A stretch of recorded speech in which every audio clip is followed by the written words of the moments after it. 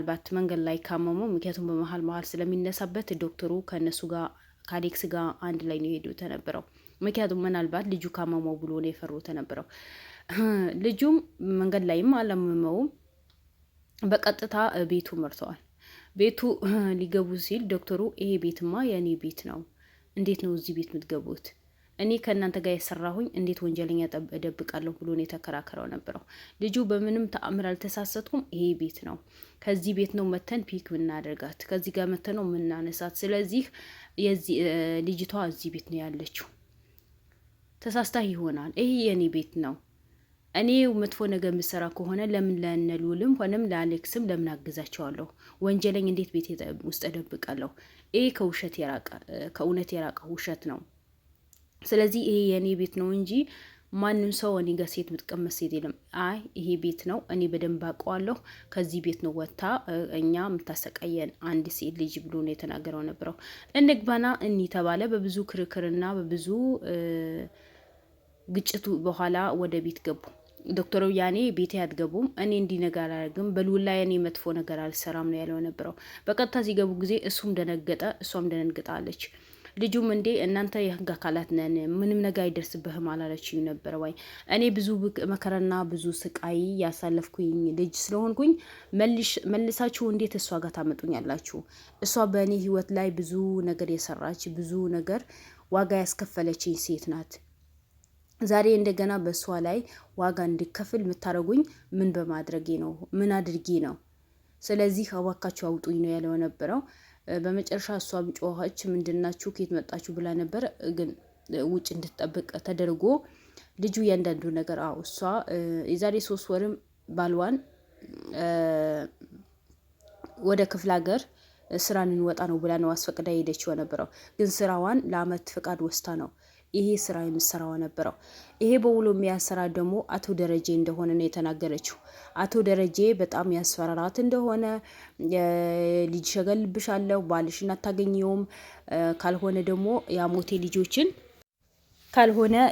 ልጆች የተጎዱ ስለሆነ የአንቺ ልጆች ወይ የአንቺ ጎሳዎች እንዳለ ከክፍለ ሀገር ሰብስበሽ አምጪልኝ፣ ካልሆነ ደግሞ ባልሽ ማጠፋዋለሁ፣ ልጆች ማጠፋዋለሁ፣ አንቺ ማጠፋሻለሁ ብሎ ነው ብዙ ጊዜ ቤቷ መቶ መከራም ያሳያተ ነበረው።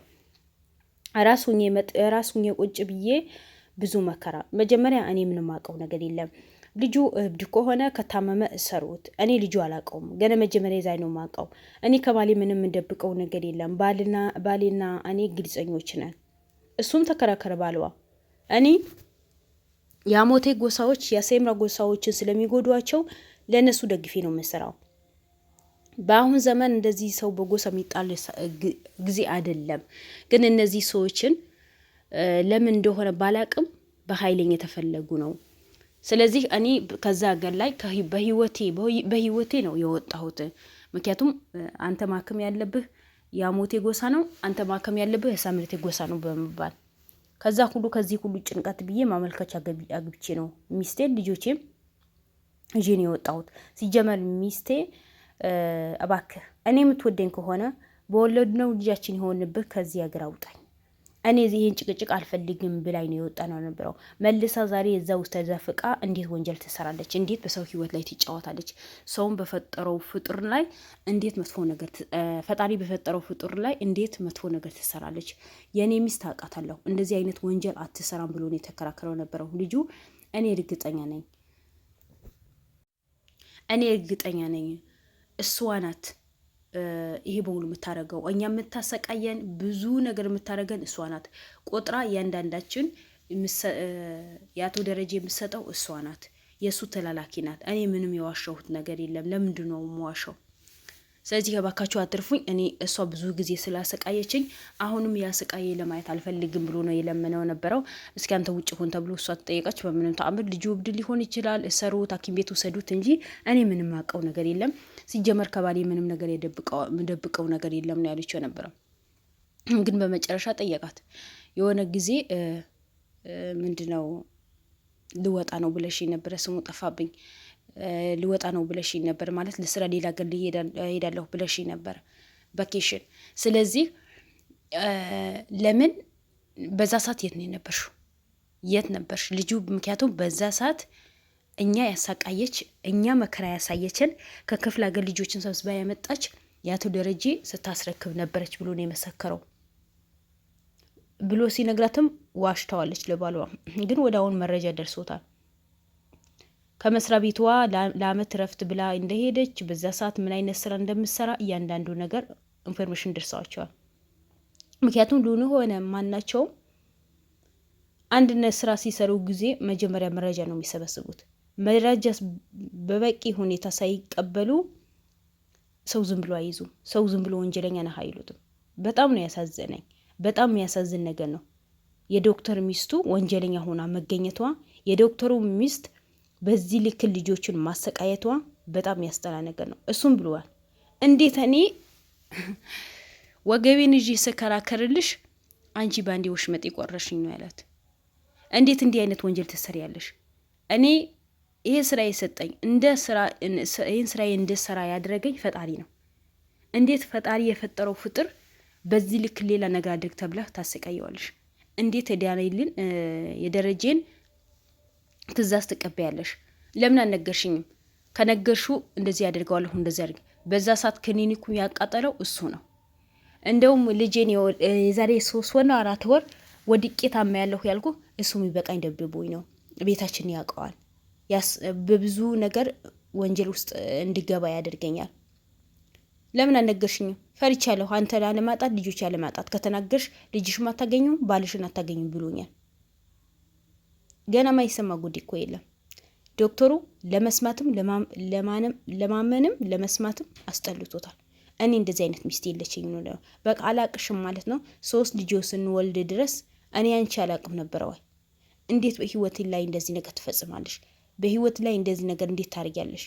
እኔ ባልሽ ከሆንኩኝ እያንዳንዱ ነገር ማወቅ ነበረብኝ። ኦፍኮርስ አው ማወቅ ነበረበት። ግን ምን ዋጋ አለው? እያንዳንዱ ነገር ስራ ወጣለሁ ብላ ከባሏ ተደብቃ ነው መሰራው ነበረው። ውሸት ምን ጊዜ ቤተሰቦቼ ውሸት ተደብቆ አይደበቅም። ምን ጊዜ ማለት ነው።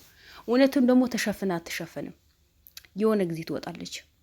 ዛሬ እሷን ባልዋ በዛ ሰዓት ደረጀን እንደዛ ሲያደርጋት ልጅሽ አታገኝም ባልሽ አታገኝም ካልሆነ ደግሞ ይሄ ስራ ስሪ ብሎ በየቀን መቶ ሲጨቃጭቃት ባሌ እንደዚህ ነገር ተፈጥሯል ምን እናድርግ መፍትሄው ምንድነው ብላ ብታማክረው፣ ምክንያቱም ይሄ የነፍስ ጉዳይ ነው አይደል?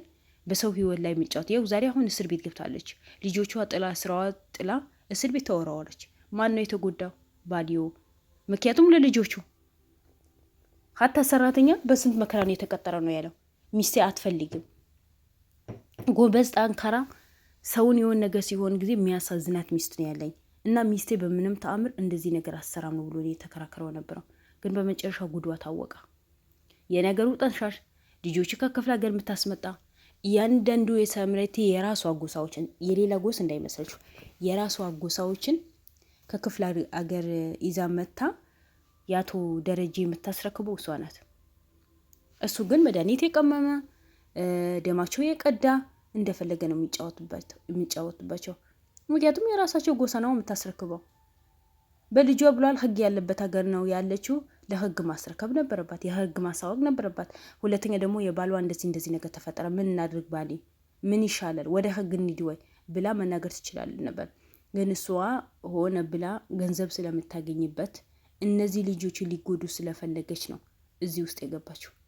እና አሌክስ መቼም እንዳታምናት መናገር ነበረባት መጀመሪያ። ልጅሽ ምናምን እሱ ማን ደረጀ ማን ሆኖ ነው ልጅሽና ባልሽ የሚያጠፋቸው እንዴ? ለምን ተብሎ እሱ ከየት መጥቶ ነው? እና ያልሹ ነገር በሙሉ ከእውነት የራቀው ውሸት ስለሆነ አምነሽ ወደሽ የገባሽበት ስራ ስለሆነ ይብላኝ ለባልሽ እንጂ አንቺማ እስር ቤት ትወራውሪያታለሽ።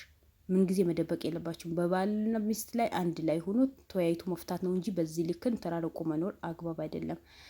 ሉል ያለበት ሁኔታ በአሁኑ ሰዓት ትንሽ አስቸጋሪ ነው ተብሏል። ዱአ አድርጉለት፣ ጸሎት ማድርጉለት። ተወዳችኋለሁ። ለቤት አዲስ ከሆናችሁ ሰብስክራይብ አድርጉ። ባይ ባይ።